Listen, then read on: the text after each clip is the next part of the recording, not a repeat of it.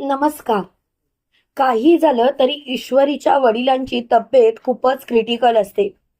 अर्णवने mask काढणाऱ्या राकेशला तर रंगेहात पकडलेलं असतं आणि त्याला पोलिसांच्या ताब्यात दिलेलं असतं.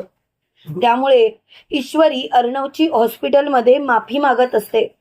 त्यावेळेला नम्रता ईश्वरीला म्हणते, इशू, प्रत्येक वेळेला माफी मागून सगळ्याच गोष्टी नीट स्पष्ट होतात असं नाही.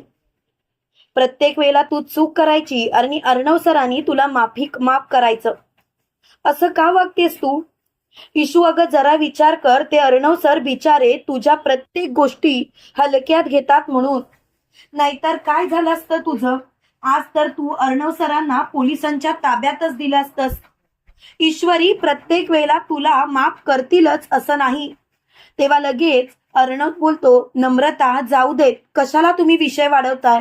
तेव्हा लगेच नम्रता बोलते, नाही हा, अर्णव सर प्रत्येक वेळेला ही तुमचा अपमान करत आले आणि तुम्ही बिचारे सहन करत आलात. तुम्ही हिच्याकडून एवढा अपमान का सहन करता? जरा स्वतःच्या मनाला विचारा ना अर्णव सर. अर्णव सर, तुम्हाला इशू आवडते म्हणूनच तुम्ही सहन करता ना. तेव्हा सुप्रिया नम्रताकडे बघते आणि लगेच इशूला बोलते, इशू, अर्णववरती तू नको नको ते आरोप केलेस, पण आज अर्णवच तुझ्या मदतीला धावून आला. अगं जर का तो राकेश आपल्याला पकडला गेला नसता तर बाबांची तब्येत खूपच क्रिटिकल असती. तेव्हा लगेच ईश्वरी म्हणते, बस झालं, मला कळतंय माझ्याकडून चूक झाली. अर्णव सर, खरंच मी तुमच्याशी असं वागायला नकोच होतं. अर्णव सर प्लीज मला माफ करा, एक शेवटची संधी द्या. तेव्हा मात्र अर्णव खूपच चिडलेला असतो. अर्णव मोठ्याने बोलतो, बस झालं, आता मला कोणाचं काहीच ऐकायचं नाही. आता सगळं काही संपल्यातच जमा आहे. तेवढ्यात मात्र आपल्याला असं पाहायला मिळतं की इकडे अर्णव डॉक्टरांशी बोलत असतो. त्यावेळेला डॉक्टर म्हणत असतात, खरं सांगू का, त्यांचं खूप मोठं ऑपरेशन करावं लागेल आणि त्यासाठी आम्हाला डॉक्टर बाहेरून बोलवावं लागेल. तेव्हा ईश्वरी खूपच घाबरते. ती एकाएकी खाली बसते. त्यावेळेला लगेच अर्णव बोलतो, एक मिनिट डॉक्टर, तुम्हाला कोणता डॉक्टर बोलवायचा आहे तो बोलवा. अगदी बाहेरून कोणतेही डॉक्टर बोलवायचे असतील तरी मला सांगा, मी ऍडजस्ट करतो, मी बोलवतो. तेव्हा लगेच डॉक्टर म्हणतात, तुमच्या जर का ओळखीमुळे ते येणार असतील तर बघा, कारण ते आजच बाहेर गावी चालले. ते त्यावेळेला लगेच मोठ्याने अर्णव बोलतो, तुम्ही काळजी करू नका, ते डॉक्टर इथे पुढच्या 10 मिनिटात हजर असतील. तेव्हा मात्र डॉक्टर बोलतात, ठीक आहे, ते जर का हजर झाले तर नक्कीच हे ऑपरेशन सक्सेसफुल होणार. तेवढ्यात मात्र सुप्रिया रडायची सुरुवात करते. त्यावेळेला लगेच अर्णव सुप्रिया जवळ जातो आणि तिचा हात हातात धरत म्हणतो, काकू, तुमचा तुमच्या मुलावरती विश्वास आहे ना? काकू, माझी आई गेल्यानंतर माझ्या डोक्यावरून जर का कुणी हात फिरवला असेल तर ते तुम्ही. आणि मी माझ्या आईला असं दुःखी नाही बघू शकत, तिच्या डोळ्यात पाणी आलेलं नाही बघू शकत. तुमचा जर तुमच्या मुलावरती विश्वास असेल तर तुम्ही रडणार नाही आहात. मी नक्कीच डॉक्टर घेऊन येईन, तुम्हाला काळजी करायची गरज नाही. आणि अर्णव डॉक्टर आणण्यासाठी जात असतो. तेवढ्यात ईश्वरी बोलते, अर्णव सर, मी सुद्धा येते. तेव्हा लगेच अर्णव बोलतो, त्याची काही गरज नाही मिस इंदोर, मी जातो. आणि लगेच अर्णव तिथून गेलेला असतो. त्याच्यासोबत त्याचा मामा सुद्धा असतो. इकडे आपल्याला असं पाहायला मिळतं, डॉक्टर बाहेर गावी जाण्यासाठी तयारच करत असतात. त्यावेळेला तिथे अर्णव पोचतो आणि अर्णव बोलतो, डॉक्टर देशपांडे, प्लीज तुम्ही इथे आला आहात अमेरिकेवरून, मला कळलंय, खास ऑपरेशनसाठी आलात, पण एकाचा जीव धोक्यात आहे, प्लीज प्लीज ते ऑपरेशन करण्यासाठी चला. त्यावेळेला लगेच डॉक्टर देशपांडे बोलतात, हे बघा, माझी आत्ताच फ्लाईट आहे, पुढच्या अर्ध्या तासात फ्लाईट आहे, मला जावं लागेल, माझं खूप महत्वाचं काम आहे हो तिकडे, माझी बायको माझी मुलं वाट बघतायत. तेव्हा लगेच अर्णव बोलतो, तुमची बायको तुमची मुलं तुमची वाट बघतायत, पण इकडे एकाची बायको एकाची मुलं तुमच्याकडे अगदी आस लावून आहेत. तुम्ही जर का आलात तर कदाचित कदाचित त्यांच्या आयुष्यात आनंद येईल. तुम्ही जर का आलात तरच त्यांच्या आयुष्यातला आनंद हिरावून घेतला जाणार नाही. अहो, त्यांचे वडील किंवा एकाचा नवरा तिकडे जीवन मरणाशी लढत आहे आणि ते ऑपरेशन तुम्ही आलात तरच सक्सेसफुल होऊ शकतो. हवं तर मी तुमच्या पाया पडतो, पण चला, प्लीज चला. हे ऐकताच डॉक्टर म्हणतात, अहो थांबा, तुमचा त्यांच्याशी काही संबंध नसताना तुम्ही माझ्याजवळ त्यांच्यासाठी एवढं हतबल होऊन बोलताय आणि मी तुम्हाला नाराज कसा काय करेन? नाराज करणारा मी नाहीच. आणि खरं सांगायचं तर तुम्ही अगदी बरोबर बोललात. माझं कुटुंब तिकडे माझ्याकडे वाट जरी बघत असलं तरी सुद्धा इकडे जर का मी हे काम करून गेलो आणि कुणाचा तरी जीव वाचून गेलोय, कुणाच्या तरी आयुष्यात आनंद आणून गेलोय, तर कदाचित माझं कुटुंब खुश सुद्धा होईल. आणि याच गोष्टीचा मला जास्त आनंद आहे.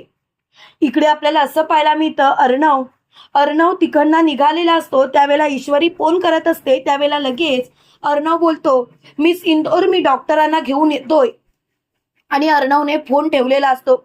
इकडे डॉक्टर ईश्वरीला म्हणत असतो, काय झालंय? अहो कुठे आहेत मिस्टर राजे शिर्के? अहो पेशंटची अवस्था खूपच बिकट आहे. लवकरात लवकर आपल्याला ऑपरेशन केलं पाहिजे, नाहीतर पेशंटचा जीव जाऊ शकतो. हे ऐकताच सगळ्यांच्या मनात खूपच भीती निर्माण होते. सुप्रिया रडायला लागते. त्यावेळेला लगेच ईश्वरी सुप्रियाला धीर देत असते आणि ती म्हणत असते, आई, अर्णव सरांनी काय सांगितलं त्यांच्यावरती जर का विश्वास असेल तर स्वतः हार मानायची नाही. आई प्लीज स्वतःला कमकुवत बनवू नकोस. तेव्हा मात्र लगेच मोठ्यानी सुप्रिया बोलते, अगं इशू मला खूपच भीती वाटतेय.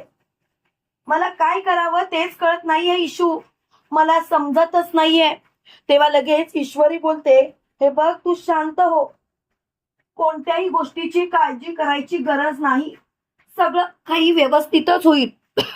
त्यावेळेला लगेच अर्णव मोठ्याने बोलतो, डॉक्टर डॉक्टर डॉक्टर देशपांडे आलेत. तेव्हा मात्र लगेच डॉक्टर बोलतात, बरं झालं डॉक्टर देशपांडे तुम्ही आणलात. त्यावेळेला लगेच डॉक्टर देशपांडे बोलतात, ऑपरेशनची तयारी झाली आहे, पटकन ऑपरेशन थिएटर मध्ये घ्या, पटकन ऑपरेशन करूया, काही झालं तरी पेशंटचा जीव वाचलाच पाहिजे. तेव्हा लगेच ते डॉक्टर बोलतात, सगळी तयारी झाली आहे. त्यावेळेला लगेच डॉक्टर देशपांडे सुप्रिया जवळ जातात आणि म्हणतात, मी माझे 100% देण्याचा प्रयत्न करीन. मी तुम्हाला खरंच सांगतो, तुमच्या नवऱ्याचा जीव नक्कीच वाचवेन, माझ्यावरती विश्वास ठेवा. आणि त्यावेळेला सुप्रिया हात जोडते. डॉक्टर देशपांडे ऑपरेशन थिएटर मध्ये गेलेले असतात. इकडे संजयचं ऑपरेशन होत असतं. त्यावेळेला सुप्रिया खूपच घाबरलेली असते. त्यावेळेला अर्णव बोलतो, काकू घाबरू नका, घाबरताय कशाला, ऑपरेशन नक्कीच सक्सेसफुल होणार, माझी खात्री आहे, तुम्हाला घाबरायची गरज नाही, सगळं काही व्यवस्थित होणार. तेव्हा मात्र सुप्रिया बोलते, अर्णव सगळं काही व्यवस्थित होईल ना रे. तेवढ्यात ऑपरेशन थिएटर मधून डॉक्टर बाहेर आलेले असतात. तेव्हा अर्णव लगेच बोलतो, काय झालंय डॉक्टर देशपांडे? तेव्हा लगेच डॉक्टर देशपांडे बोलतात, ऑपरेशन सक्सेसफुल झालंय, पेशंटची काळजी करायची गरजच नाही, 24 तासाच्या आत पेशंट शुद्धीवर येणार आणि तोपर्यंत मी इथून हलणार सुद्धा नाही, तुम्ही काळजी करू नका. तेव्हा लगेच सुप्रिया त्यांचे पाय धरायला जाते. तेव्हा डॉक्टर देशपांडे बोलतात, अहो माझे काय पाय धरताय? जर का कुणाला जर का थँक्यू बोलायचंच असेल तर यांना बोला. तुमच्याशी काही संबंध नसताना हे माझ्याजवळ आले, तुमच्या नवऱ्यासाठी हे धडपडले, यांनी मला समजावलं तेव्हा मी इथे आलो. त्यामुळे तुम्ही मला अजिबात सॉरी थँक्यू बोलू नका. बोलायचं असेल तर यांनाच बोला. त्यावेळेला लगेच सुप्रिया बोलते, हो माझा मुलगा आहेच तसा, काही नातं नसताना, रक्ताचं नातं नसताना या मुलाने माझ्या कुंकवासाठी, माझ्या सौभाग्यासाठी जे काही केलंय ना, ते मी आज जन्मात विसरणार नाही. हे ऐकून अर्णव बोलतो, काकू प्लीज, माझं ते कर्तव्यच होतं, मिस इंदोरच्या फॅमिलीला मी माझी फॅमिली समजतो, त्यामुळे प्लीज तुम्ही असा विचार करू नका. मी माझ्या आई वडिलांशिवाय वाढलोय, पण कुणाच्याही डोक्यावरून आई वडिलांचं छप्पर कायमचं गायब व्हावं असं मला अजिबात वाटत नाही. तेव्हा मात्र अर्णवच्या डोळ्यात पाणी आलेलं असतं.